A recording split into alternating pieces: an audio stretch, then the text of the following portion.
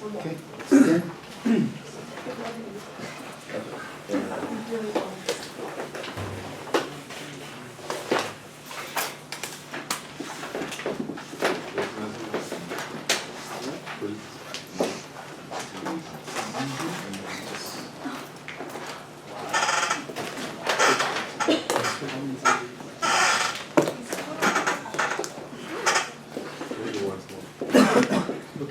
You can figure this guy out?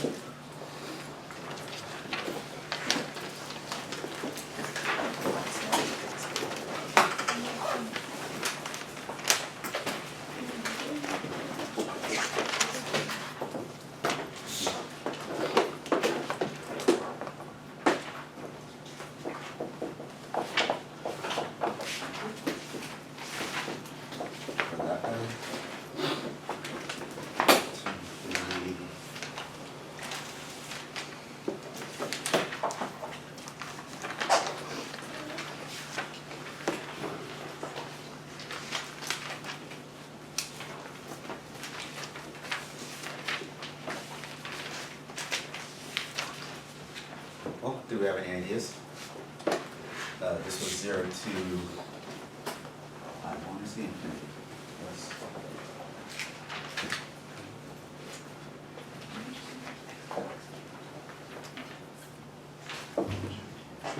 That showed up on a quiz today, what would you do?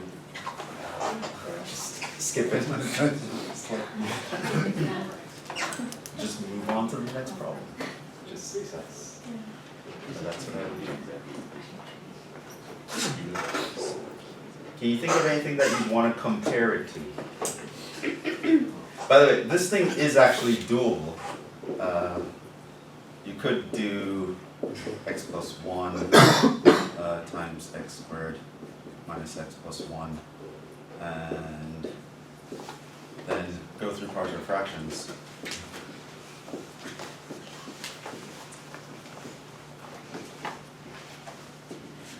And you'd eventually get to an answer, but it would actually, I think for that one it would take a long time. You would have to do like a substitution after that. Maybe even a completing the square, doing like a tangent trig substitution somewhere in there too. So you could actually suffer through it, but I actually want to do it with the comparison theorem. What would you think of comparing this to? Yeah. We can use that 1 by x raised to p 1 and then compare it. What was that theorem? What did that theorem say? So if it's 1 by x raised to p and if p is greater than 1, I think it diverges, and if it's less than 1, it converges. Well, you're missing an important part here. But this says, yeah, if p is greater than 1, it converges. Converges. Less than or equal to 1, then it diverges. Right, diverges otherwise. Okay, so an important part of the puzzle though, what were the limits on that theorem? 0 to infinity? 1 to, no, it's 1 to. 1 to. It was 1 to infinity, so that's going to be important. But that's a good guess. I mean, you could just say take away the 1 in the denominator, that would reduce to 1 over x squared, and that looks like this guy. The problem is that. Any ways that you can think about fixing that issue? Maybe we could salvage this method a little bit.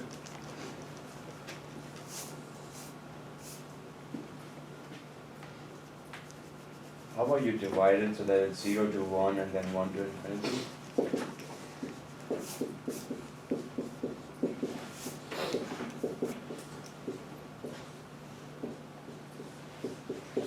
Okay. And what can you say about this guy?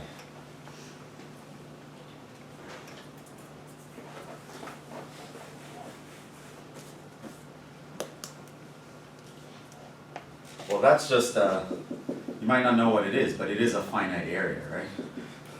You're not divided by 0, nothing crazy is happening. That's just some function where we're finding the area under the curve from 0 to 1. It's going to give us a number. It's going to be some constant number. Now, as for this guy,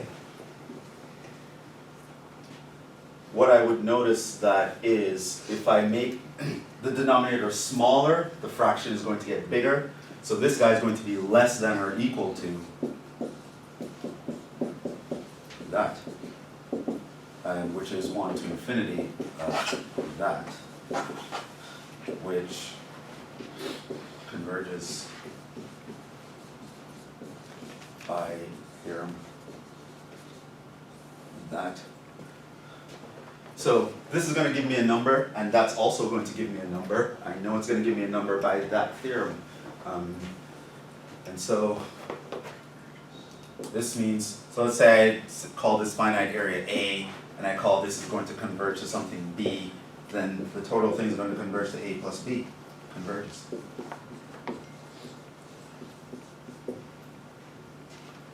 Yeah.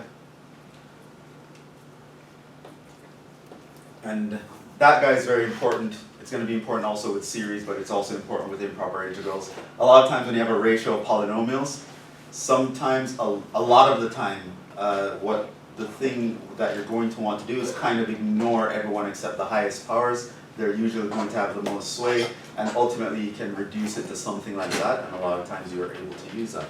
So yeah, that would be how I would do this one. Especially if I didn't have to find the particular value. Just know, does it converge or diverge? I know it converges. You want to find the particular value, you would have to do a lot of integration, and it's probably not going to be fun. Like I said, factor the denominators to the sum of two cubes and do a partial fractions kind of setup. This one, ideas for this.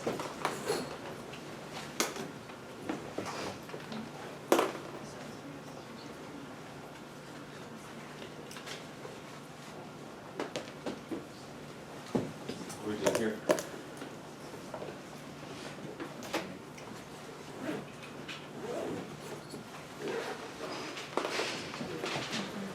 Huh? Can you compare it? Compare it to what? 1 over root x. How does that compare? Oh, sine squared is from 0 to 1, so that's going to be less than or equal to sine over root Sine x. squared x is between 0 and 1 for sure. So this means who's less? 1 plus sine squared x over x is going to be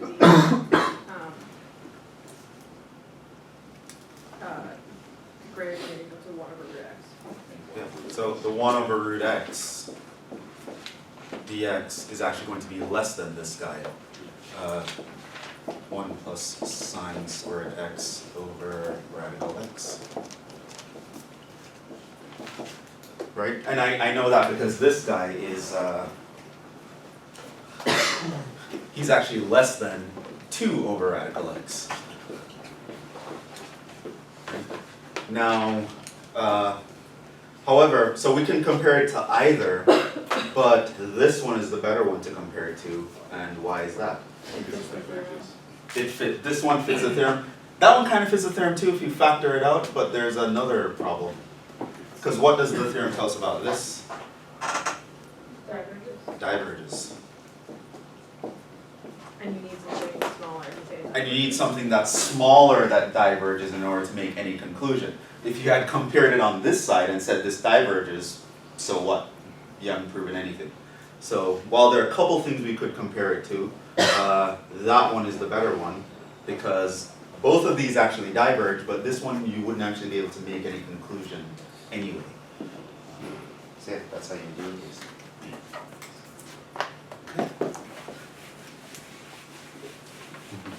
Let's jump back into approximation.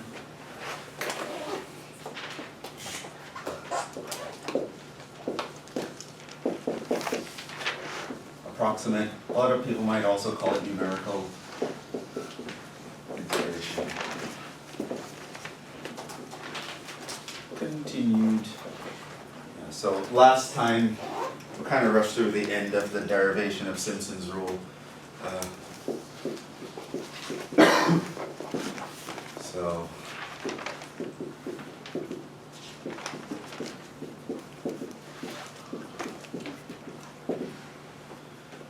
we ended up in a situation where we had a curve, blah blah blah, and we were approximating the area under that curve by parabolas, blah blah blah. So here was the A, over here is the B, and we needed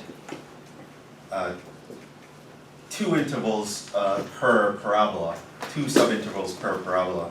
So this forced us to use an even number of n values, x1, x2, x3, x4, x5, dot, dot, dot. Let's say this here is xn, then that here will be xn minus 1, then xn minus 2. And so what we found was the area for each triple here was actually delta x over 3 times the y value for this endpoint, 4 times the y value for the second one, plus the y value for the last one. And then we're adding that to this, which is going to be delta x over 3 times this one actually, to pick up where this one left off. So this will be y2 plus 4 times y3 plus y4 plus dot dot dot. You'll come all the way down to the end, and you would have something like delta x over 3 y to the n minus 2 plus 4 times y to the n minus 1 plus y to the n. You would factor out the common delta x over 3, and what would end up happening is you'd start out with a y0 plus the 4y1 plus, now you end up with these two y2s plus the 4y3 plus, now you're going to end up with the two y4s plus dot dot dot, and this pattern will continue to happen all the way to the end. So you're alternating between 4, 2, 4, 2, alternating between 4 and 2, starting with the 4, and ultimately you end up with this last one, which is, this one is going to be the same as the endpoint of the last one, so we're going to have the 2 times y n minus 2 plus 4 times y n minus 1 plus the y n. Where the y n's are like the f of xn is what I mean by here. And once you actually write that down nicely, it's going to look like this guy here. Right? And again, that one requires an even number of intervals.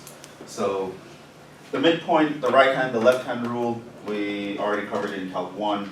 So the trapezoid and the Simpsons rule are the new guys. They kind of had these weird patterns in them. So in the trapezoid rule, we're doubling all the guys in the middle.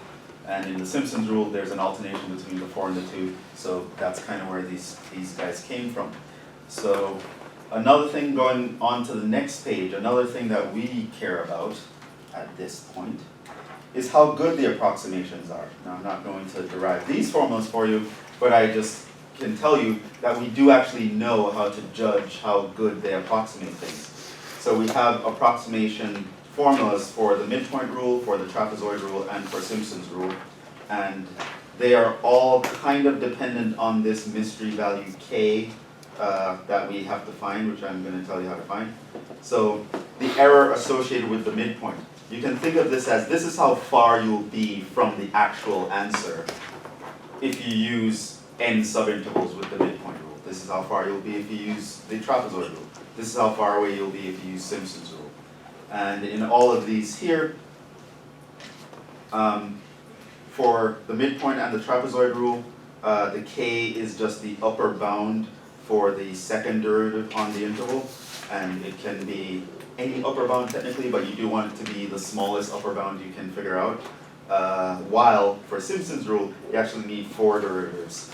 It's an upper bound for the magnitude of the 4th derivative on the interval. That being said, there's nothing else to really do here. We now know the formulas and how good they are, so what we can do is just start to jump into these problems here. Now, problem 1, I actually use a bunch of approximation techniques on a single integral. In a test or on a quiz, I'd only ask you on one of them. Maybe on a quiz I might actually set up several, but like if it's a test, I'm just going to say use trapezoid, or use Simpsons rule, or use the midpoint rule. You're not really going to know which one, and you're going to use one of these formulas. So let's actually look at how to actually apply these formulas with the first guy.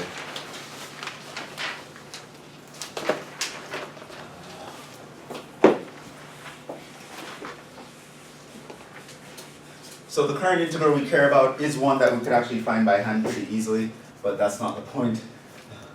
It's nice to use that to actually check our answers. Just the integral from 0 to pi of sine x dx. And A, I want to approximate that using 4 subintervals.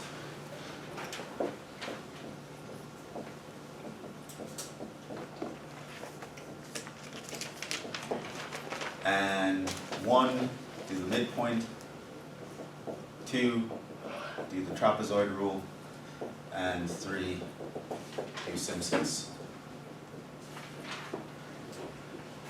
So A1, let's see how we actually get through something like this. So there is a way that you'd want to set this out in your mind, how you're actually going to get through it. I would say start by step 1. Find your delta x. Now we remember that delta x has a formula for it. Delta x equals b minus a over n.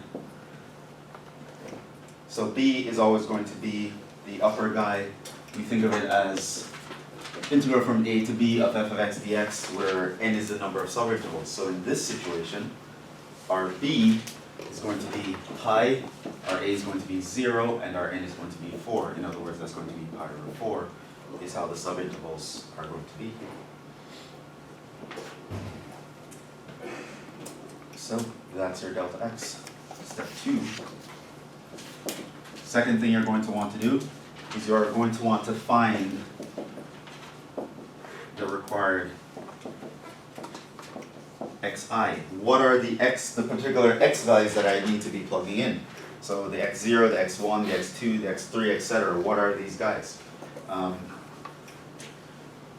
Personally, I like drawing a picture, but you don't have to, I suppose. So here is going to be 0, which is the x0. And here is going to be pi, which is going to be the x4. So you know, you're taking this interval, you're slicing it into 4 equal pieces. The length of each piece is going to be pi over 4. So that's pi over 4. And what you do is you keep adding the delta x to get to the next guy. So you add a pi over 4, and then you're going to add a pi over 4, and you're going to add a pi over 4. So pi over 4 plus pi over 4 gives you pi over 2. Pi over 2 plus pi over 4 gives you 3 pi over 4. And 3 pi over 4 plus pi over 4 gives you the pi.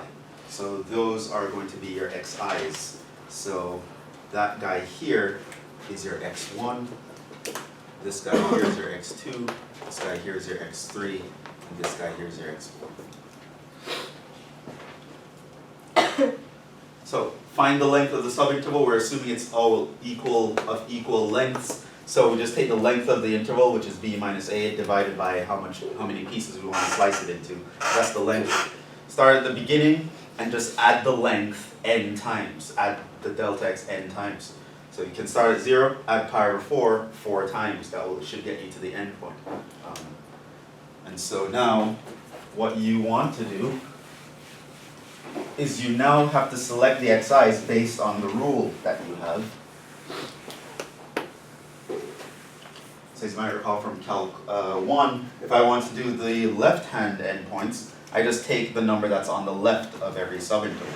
So I would ignore the pi. Those are the 4 I would plug in. If I wanted to apply the right-hand rule, I would take the guys that are on the right of every subinterval. So I'd ignore the 0, but I'll plug everyone else in. Now, if we're doing the midpoint rule, then we want something else entirely. We actually want the guy that's in the middle of all these guys. So we want this here, this here, this here, this here, in the actual middle. Now, to find the first point, what you can do is you can average the two. So if you take pi over 4 plus 0 over 2, you'll get pi over 8. I mean, it's obvious here, but if you need to use a formula, just find the mean of the first two. And that's going to be the first guy. So that's your pi over 8 here. And once you find the first guy, you can actually do the same thing. Just keep adding the pi over 4. Right? So the pi over 4, I can think of that as 2 pi over 8, so this will be 3 pi over 8, plus 2 pi over 8 gives me 5 pi over 8, plus 2 pi over 8 gives me 7 pi over 8. So for the midpoint rule, those are the guys that I'm going to pick. These are my xi's.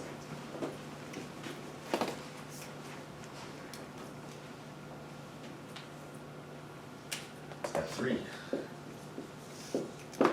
Plug into the formula.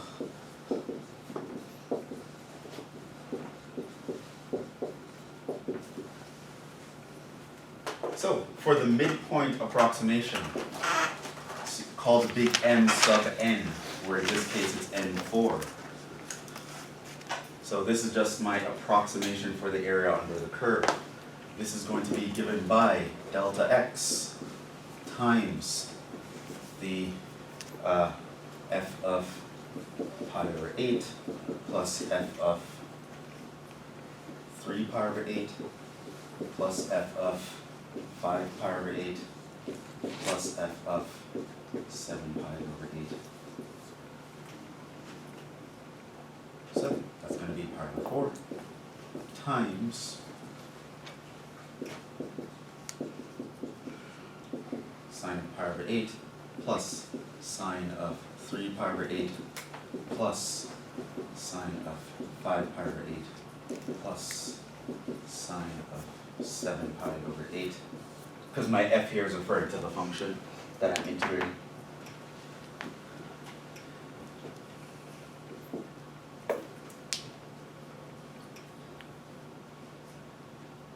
Now, at this point, I'm not going to compute this particular value, but if we wanted to, just so that you know how to actually do it, but I probably won't need to ask anything, but it's just an excuse to check in with you guys. How do you actually do this? If you wanted to find sine of pi over 8 by hand, how would you do that?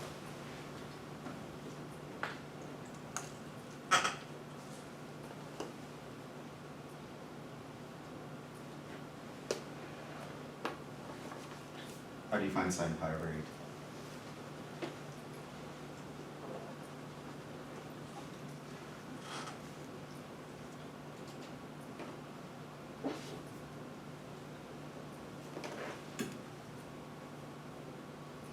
Yes. Could you use like double angle formulas? The what? The double angle formulas. Okay, how? The sine of pi over 8 times 2 would be sine of pi over 4. Actually, you want the kind of the other version of the double angle formula, which is the half angle formula.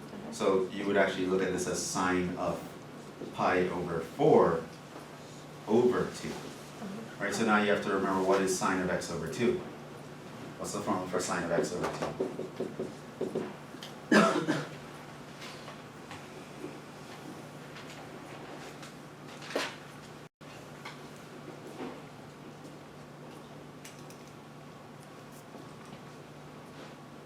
Do you guys remember the double angle formula?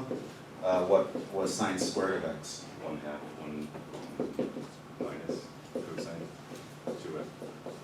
Right. Replace x with x over 2 in that equation.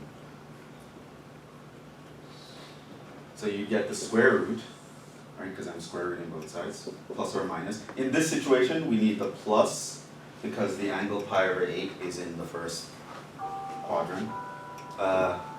Yeah, but if I replace x with x over 2, here it gets replaced, 2x will just be x. So this is going to be your 1/2, 1 minus cosine of x. So if I were to ask you sine of pi over 8, that's actually going to be the radical 1/2. 1 minus cosine of pi over 4. And do you remember what cosine of pi over 4 is? Rad 2 over 2. Radical 2 over 2.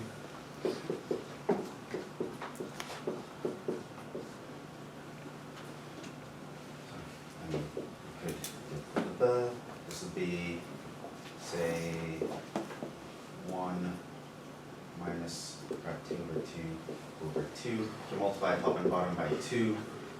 So you have 2 minus radical 2 over 4. So this would be radical 2 minus radical 2 over 2.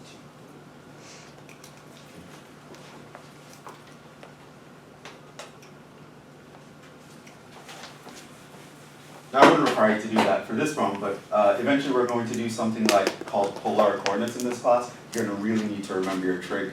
So whenever I have some chance to poke at you for trig, I'm going to take it. But for here, actually just want to approximate this right now. What would you get that? Just plug it into a calculator or something.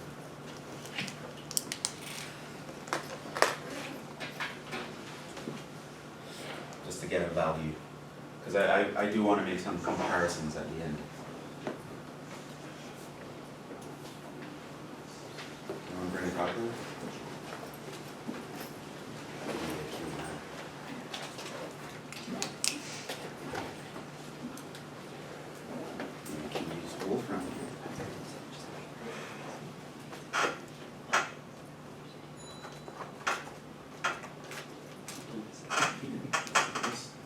Pi over 4 times sine of pi over 8 plus sine of 3 pi over 8 plus sine of 5 pi over 8 plus sine of 7 pi over 8.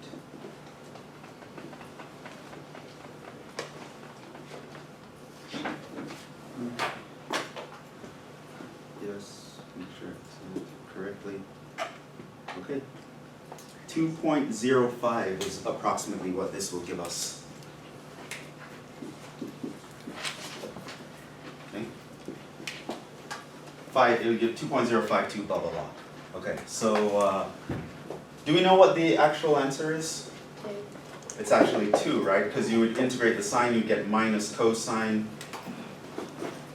So in mind, I want you to keep in mind how far away, and so then when we actually use the formulas, you can actually compare. We'll see what it is. So here you integrate to get minus cosine, pi 0. Plug in pi, cosine of pi is minus 1, so you get plus 1. Minus cosine of 0 is 1, you minus a negative 1, so you get 2. So using the midpoint rule with 4 subintervals, we're off by about 0.05. We had an overestimate of 0.05. Which is not too shabby. That's actually quite surprising, because 4 subintervals is nothing. Like chances are, if you're using numerical integration, you're using hundreds and thousands of subintervals because you have a really messy integral on your hands. But yeah. So that would be in the midpoint. In terms of the process, are we kind of okay? See how I did everything? Okay. So that's the midpoint rule. That's how good an approximation it happens to be for this particular function. So these are just rectangles. So we kind of have our sine function doing its thing between 0 and pi.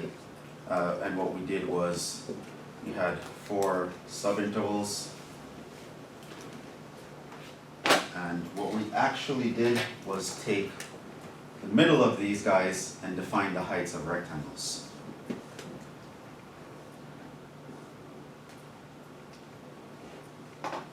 So we end up with an approximation that looked something like that.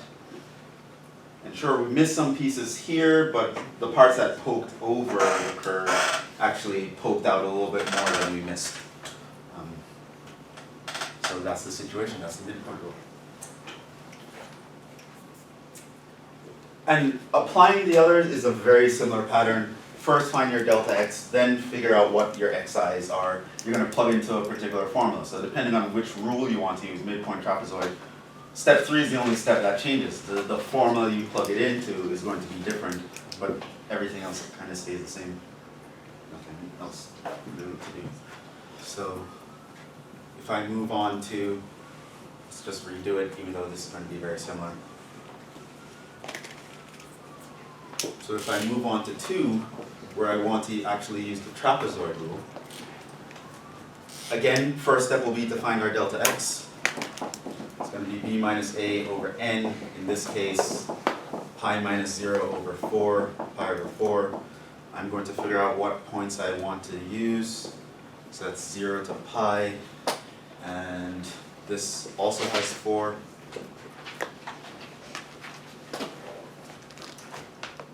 So this is 0. And again, I would start by just adding pi over 4 all the time. So add pi over 4, I get pi over 4. Add pi over 4, I get pi over 2. Add pi over 4, I get 3 pi over 4. Add pi over 4, I get to pi. Now, you'll notice in the midpoint formula, we do start with the x0, right? And we go all the way up to xn. So we actually use all the numbers, right? So it's not like in the left or the right hand rule where we'll actually leave someone off. We're actually using everybody. So.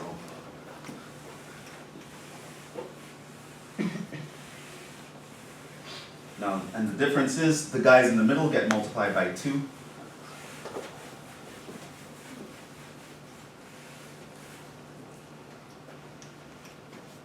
So we will have, the area is going to be approximately equal to the trapezoid approximation at 4 subintervals, which is going to be delta x over 2 times, it's going to be f of x0 plus 2 times f of x1 plus 2 times f of x2 plus 2 times f of x3 plus the f of x4.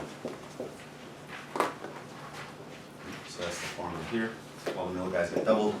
So this ends up being pi over 8 times sine of 0 plus 2 times sine of pi over 4 plus 2 times sine of pi over 2 plus 2 times sine of 3 pi over 4 plus sine of pi. So this is 0, that is 0. This sine of pi over 2 is actually 1, so that's just a 2.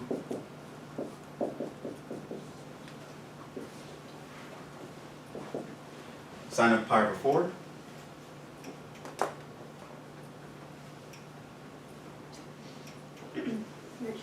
Right, 2 over 2, the 2's cancel, so that's just radical 2. And sine of 3 pi over 4. Same thing.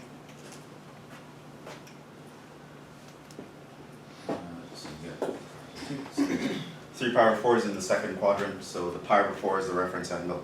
And because it's in the second quadrant, and all students take calculus, we get positive radical 2. So we actually have here 2 plus 2 radical 2. So we would have something like pi over 4 times 1 plus radical 2 would be the approximation. That, by the way, just to compare in the decimal version,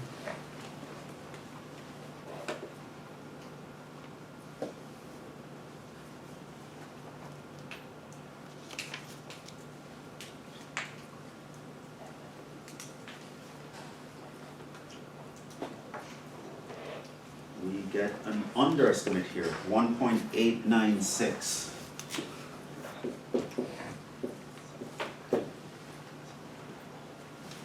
It's an underestimate, but it's actually it's closer, actually. So we're off by a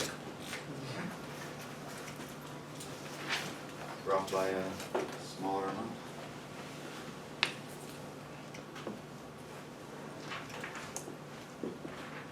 So if this were on a quiz, you could leave your answer here, you don't care about the decimal. This rinse and repeat for the Simpsons Rule.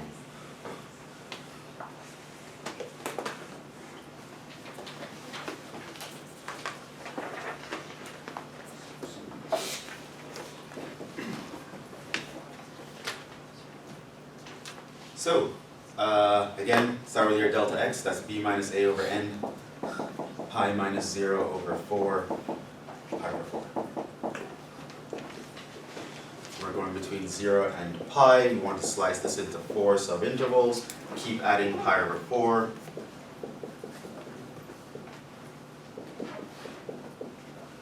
To get out these ones.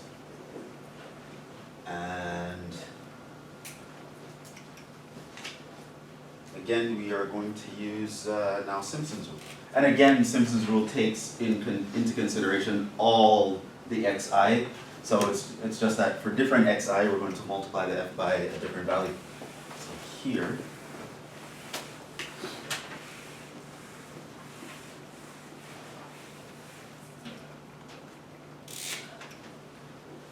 the area is going to be approximately equal to the Simpsons Rule approximation at 4.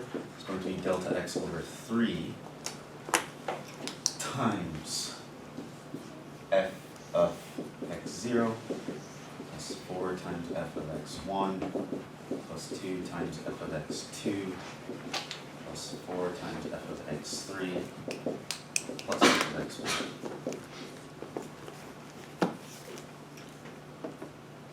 So the first and the last, don't do anything with them, but you start alternating 4 and 2s, starting with 4 in the middle. You should end with a 4 at the end, otherwise it's not actually going to work. It means you don't have an even number of terms. And this is going to be, so pi over 4 is our delta x. This ends up being pi over 12.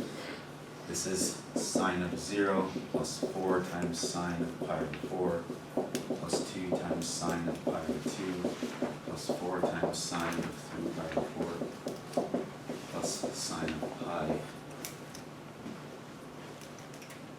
Sine of 0 is 0, sine of pi is 0, this again is 1, so that becomes 2. These guys are going to be the same again, so that's radical 2 over 2, so this ends up being 2 rad 2. This ends up being 2 rad 2. For those. Now with pi over 12. So this becomes, say, pi over 6. Times 1 plus 2 rad 2. Right? This is going to be roughly, let's read that one.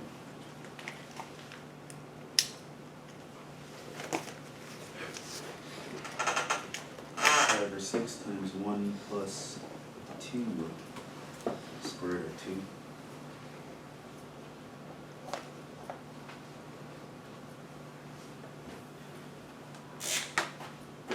2.004 6.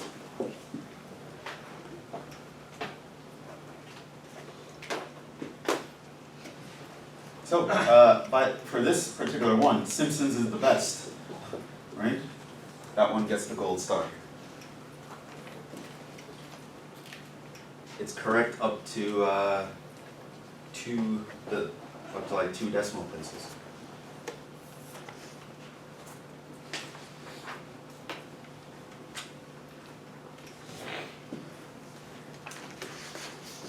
Now, Simpsons Rule isn't always the best, it's just that it worked very nicely for this one because the sine curve is kind of already looks like a parabola in that region, right? So I mean, you're approximating something that looks almost parabolic with parabolas, then yeah, it's going to be better than using rectangles or trapezoids, right? If our function was like a straight line, then the trapezoid rule would probably be the best.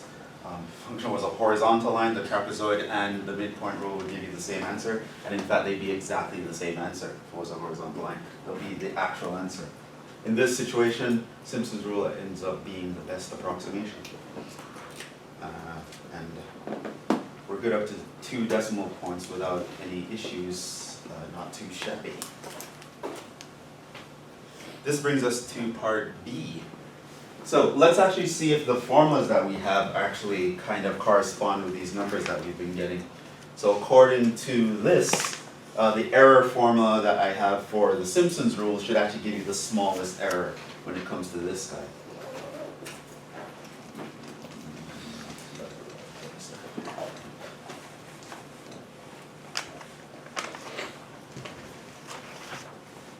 So that's still the guy we're working on.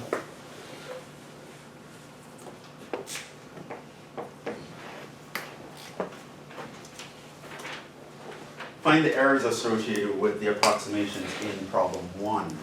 So let's start with 1. Let's find the error associated with midpoint rule. Now we have a formula here. That's EM. This is the magnitude of the error. Right? It is always bounded above by this guy.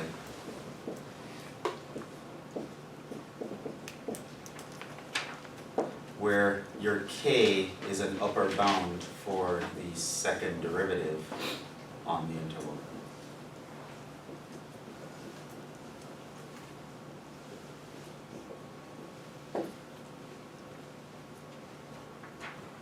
The error formulas I'll give you, by the way.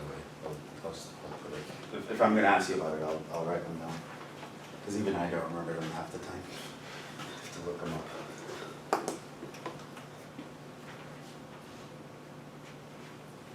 So let's actually see how you would actually apply this formula.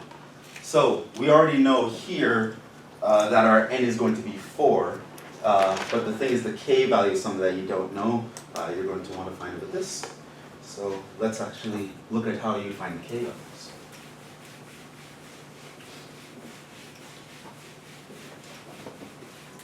So the first thing you're going to do is you're going to find the second derivative.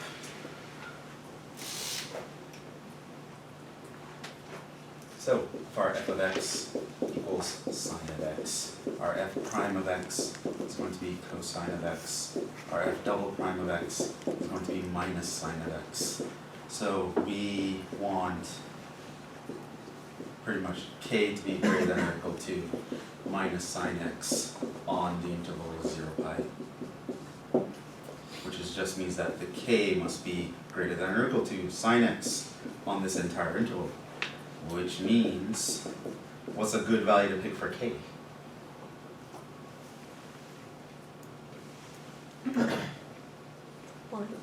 One is a very nice value. It will always be greater than or equal to sine without being too crazy. I mean, sure, you could pick 100, but why would you do that, right? Your error is going to be way out of whack.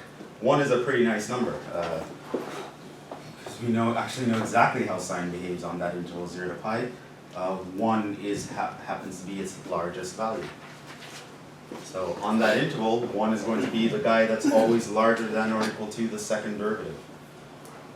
So I would pick k equals 1. So choose k equals 1, n equals 4, and ... The error associated with the midpoint rule is going to be less than or equal to 1 times b minus a cubed over 24 times 4 squared. It's going to be less than or equal to pi cubed over 24 times 16, whatever that is. This is going to be roughly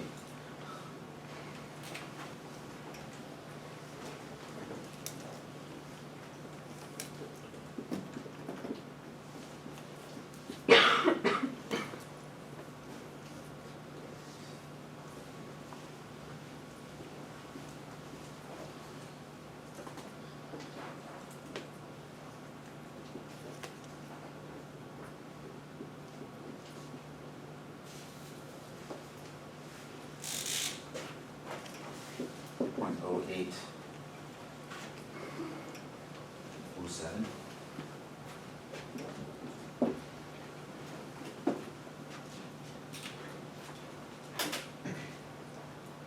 Which I think for us, we found that the error was like 0.05. Yeah. So yeah, that's pretty safe. That doesn't exceed 0.08. So that's good. And it's also not far from 0.05. But of course, these are error approximations. Nothing is going to be exactly perfect. You can only approximate to a certain extent. And I'll talk a little bit more about how you go about approximating. But yeah, so I know that ahead of time, if I use the midpoint rule to approximate this, that's how far off we're going to be. And if I'm okay with that, I'd be like, yeah, go ahead and use the midpoint rule. It's probably going to be the easiest one, computationally speaking, to actually apply.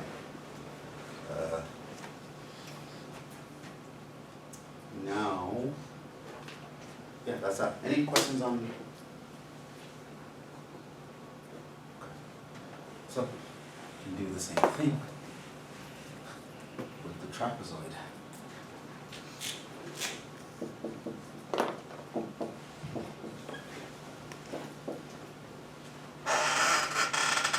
So the error of the trapezoid rule is going to be less than b minus a to the something over, is it 12n cubed? Yeah, 12n cubed 12 n above? squared. 12n squared in the bottom. Yeah. See, you can never remember. What's the power here? Huh? Cubed. Okay. And again, here, the k is the same idea. K is greater than or equal to the magnitude of the second derivative. So, choosing k equals 1 by above and n equals 4, we get the error associated with the trapezoid rule.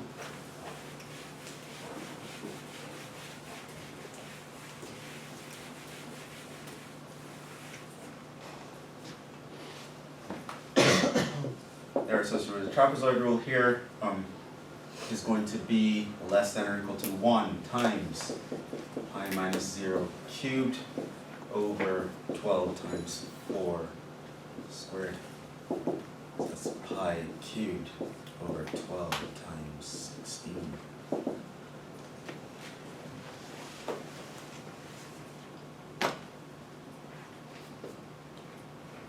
So it's going to be double the other one.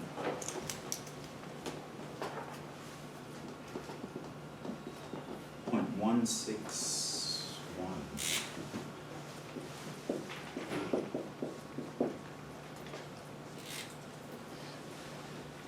Okay, so that error is slightly larger here.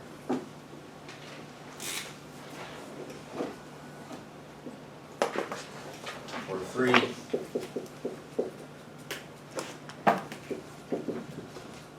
Error associated with Simpsons. And we do that one. It's error with Simpsons less than or equal to k times b minus a over whatever these numbers are. Fifth power and 180 n to the fourth. Definitely would have what number there. Here though the k is greater than or equal to the fourth derivative on AB. Fourth derivative is not going to be much different for this function.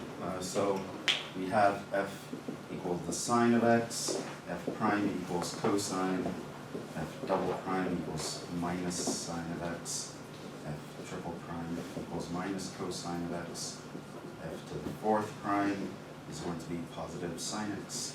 So we need k to be greater than or equal to the magnitude of sine x. Choose k equals 1 on 0 to pi. 1 is always going to be a safe bet with something like sine, but you might, depending on the interval, you might be able to choose something even smaller. Choose k equals 1 because that's the max. Sine actually attains a max on that. And then you end up with the error associated with Simpsons is pi minus 0 cubed over 180 times 4 to the fourth. That's going to be the smallest error here. It's to the fifth. To the fifth. To the fifth. No, I'm not sure. This is the smallest. Anecdotally, it seems the smallest from what we saw before. Let's see. Pi to the fifth.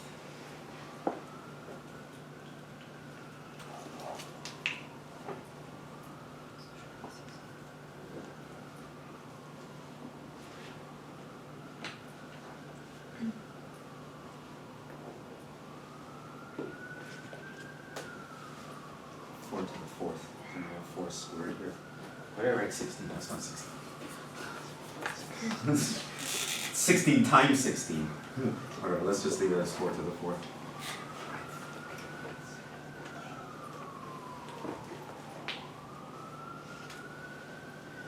Okay, pi to the 5th. 180 times 16 times 16. 0.006.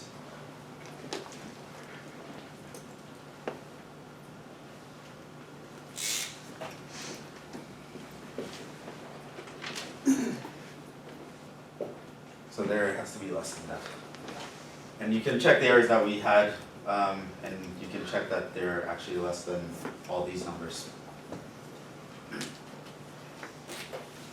So what you kind of want to get at for these guys is like the worst case scenario, like really how bad can it be, this approximation. And so it's, well, you could be off by 0.06 versus you could be off by, this was the trapezoid rule, 0.16 or the other one, whatever it was. What was the last one? What was the first one?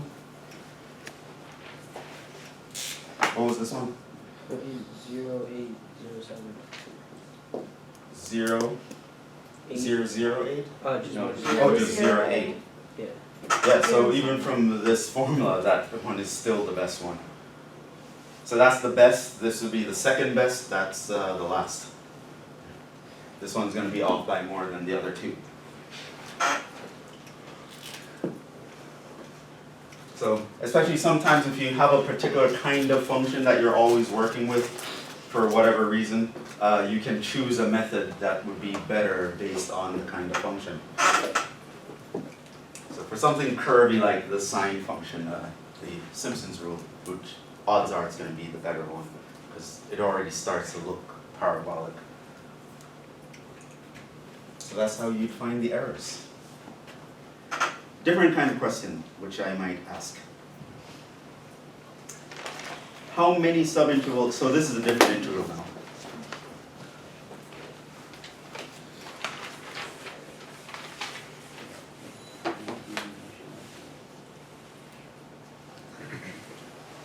So let's say you knew what you wanted to approximate. Again, it's not a hard integral because the point is not to trick you on the integral.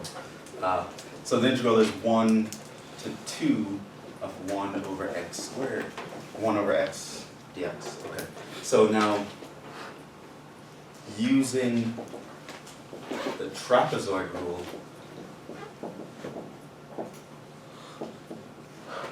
with, we don't know how many subintervals. How many subintervals do we need?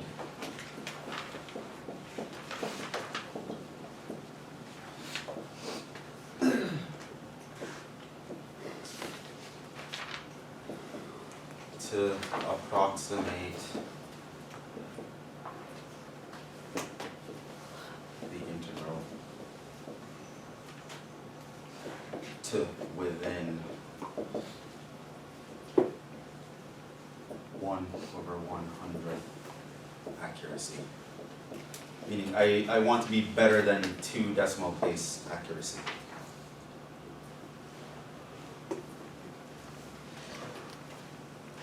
How do you think we do that? So I don't know what n subintervals I want here. Ideas?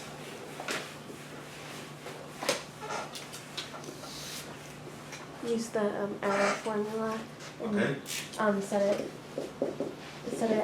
less than or equal to 1 over 100. So we want the error for the trapezoid rule to be less than or equal to 1 over 100. That's what I need. So this means I want k times b minus a cubed over 12n squared. Less than or equal to 1 over 100. Is that right? Yeah. Okay. So that's going to be the guy. Now the thing is, the n is what I want to find. How many subintervals do I need to get this to work? But I still need to find the k. So now to find the k, what are we going to do? Well, we need to find the second derivative because we're using the trapezoid approximation. So our f here is 1 over x, which is x to the minus 1. I'd find the derivative of that, minus x to the minus 2. I'd find the second derivative, which is the derivative of that, 2x to the minus 3.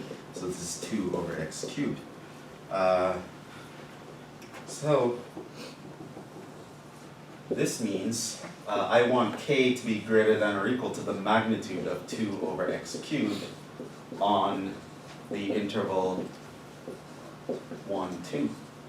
What's a good choice for k? Why? Because k would not be greater than 2.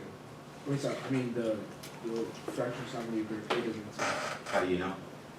Because Well, at 1 it hits 2, but at 2, as x starts to increase, the fraction is getting smaller, right? So one way you can even see that is 2 over x cubed is going to look like that, right? Between 1 and 2 is what we care about, but as this function is actually decreasing. It hits its maximum at the first endpoint, which is going to be 2. Over here, it's getting smaller. So k equals 2 is a good choice.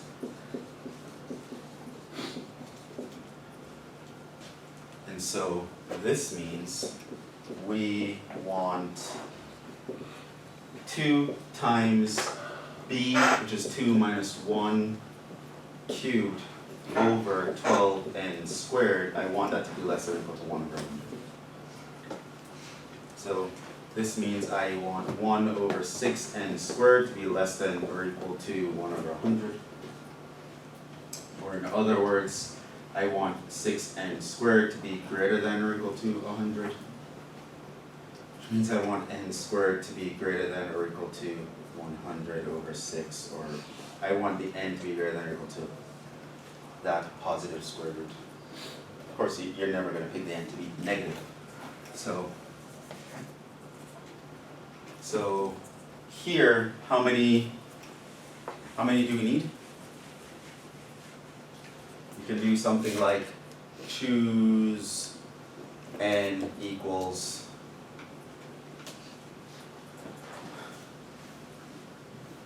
say the greatest integer larger than 100 over 6. The smallest integer larger than that. So find the decimal version of that and round up, which that means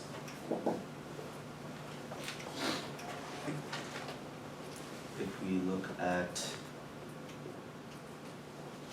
square root of 100 over 6 is actually 4.08.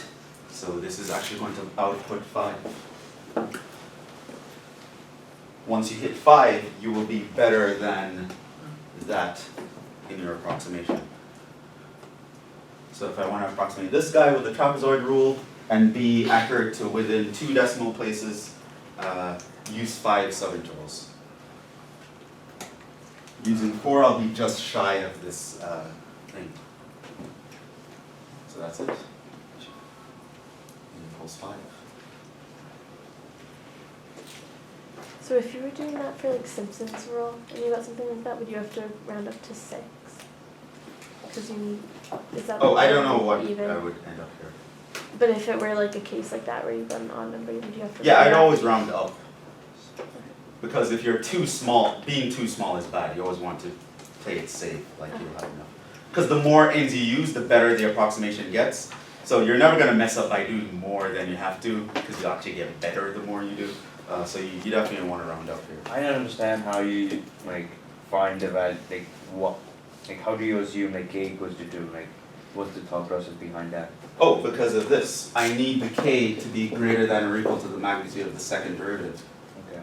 So I found the second derivative here, which was this function, but I know that's a decreasing function. As x gets larger, it gets smaller, which means it has its largest value on the left side of that interval. So when x equals 1 is when it's the biggest. Plug in x equals 1, then it's 2. So I just picked k equals 2. Right? And technically speaking, I could have picked anything larger than 2, but not smaller than 2. But again, you don't want to go overboard. You want to get like the smallest thing that's greater than or equal to that you can think of.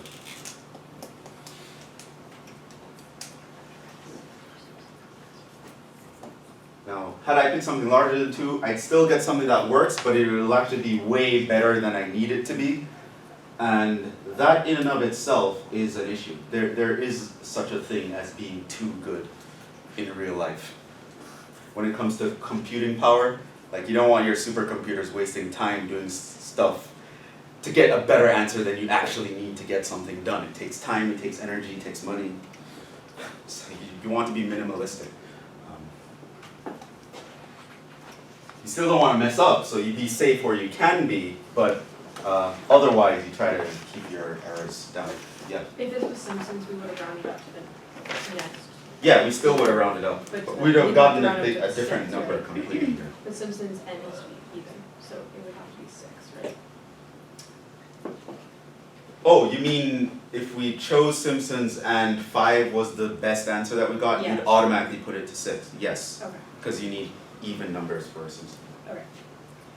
Was that even your question? I don't know. No, Okay. you answered. Yeah, that's the Okay. one that I I think asked. That's what Yeah. you. Yeah, that's That's what you were that's what concerned. I Okay, meant. I didn't get that's what you were asking. I don't know. She just combined the words in a different way. Okay, so yeah, if you got with Simpsons, oh, it's 4.8, you would jump to 6 because n equals 5 for Simpsons doesn't actually make sense. Simpsons has to be an even number.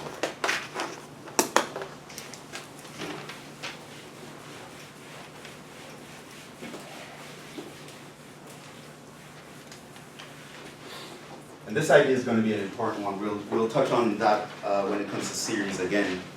Trying to figure out how many terms you need, how many subintervals or terms do you need to get a certain approximation tolerance to work out.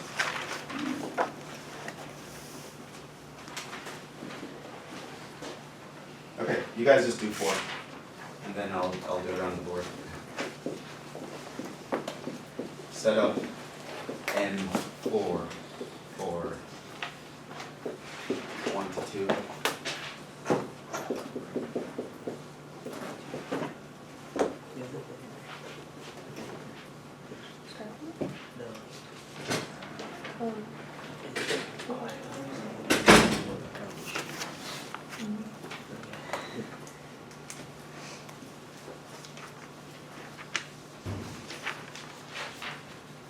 So we can do that in the next few minutes.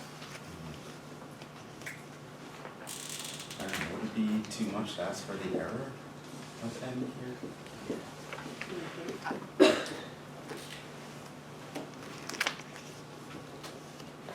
What would that look like? Maybe we try that for 5 minutes, and then we'll go over it.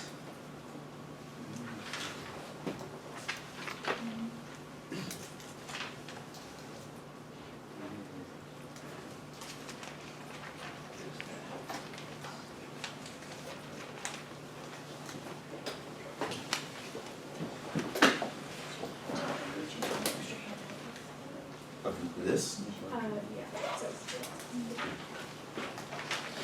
And I also posted an electronic version on the classwork page if you scroll all the way down to the bottom.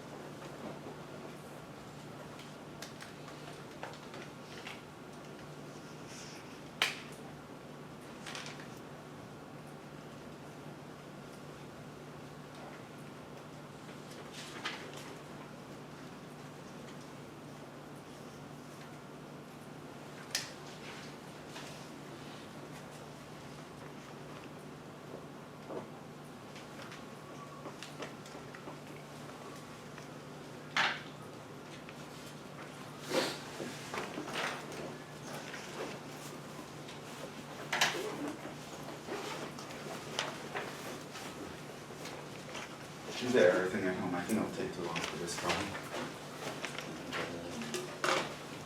I'll talk about this next time.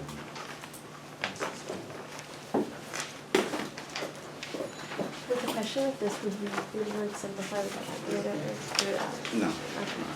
Okay. I'd write some, I'd give you some that you can simplify back.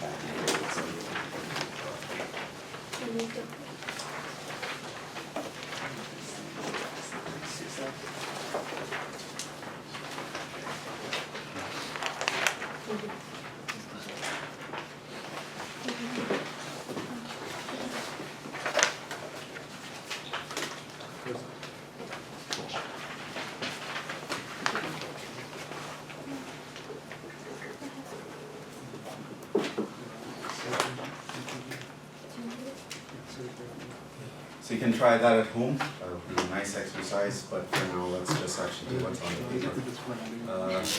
So, what's the first thing we do? Find delta x. Delta x, b minus a over n. So that's going to just be 1/4. So 2, what do we do now?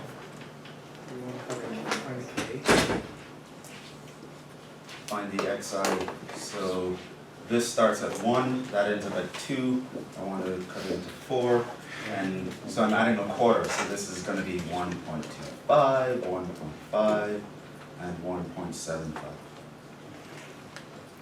Or the nice way is 5/4.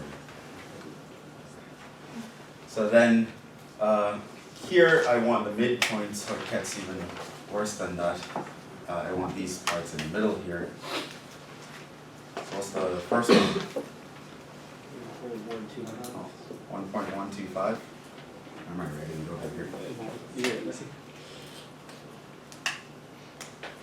It'll be what? 1.125, Then 1.375, 1.625, and 1.875. sounds about right. So then all you have to do is say that M4 is going to be delta x times the radical of 1 plus 1.125 cubed plus 1 plus 1.375 cubed plus 1 plus 1.625 cubed plus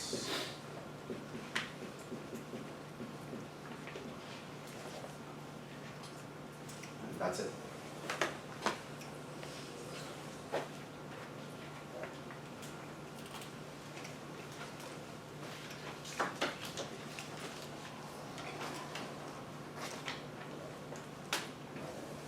Which on one hand seems pretty annoying, but on the other hand,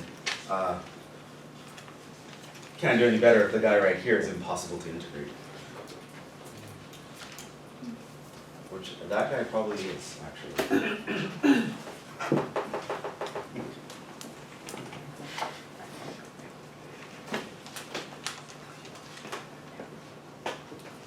Is it? I want to say it is.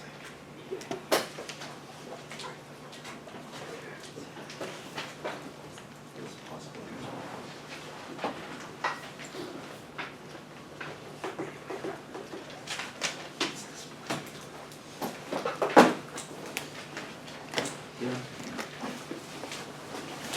And it's integrable. You don't want to see what Wolfram did.